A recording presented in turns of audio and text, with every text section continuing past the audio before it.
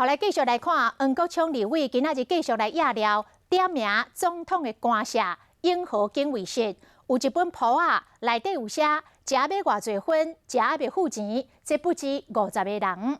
黄国昌更加甲箭头指向交通部甲华航的高层，讲华航到即摆也未交出着走私分的检讨报告，莫非有内情，莫非是要暗号食。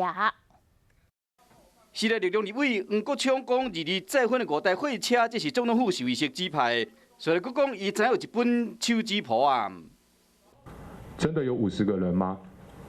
大家记得这个问题。里面只有永和警卫室的吗？不要再骗人了啦！黄国昌要求华航高层要出来说明，担起这个责任。到目前为止，没有对华航采取必要的证据保全，是调查局不愿意作为，还是调查局要作为？但是台北地检署跟他们说这件事情缓一缓。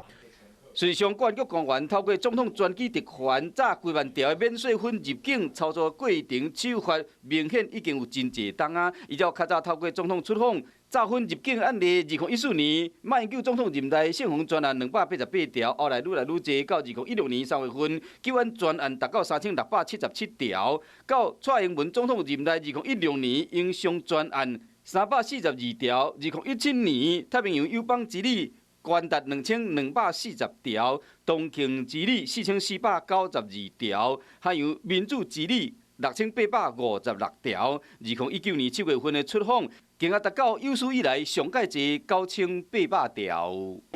我自己都没买，哎呀，因为我不习惯出门，不习惯买东西。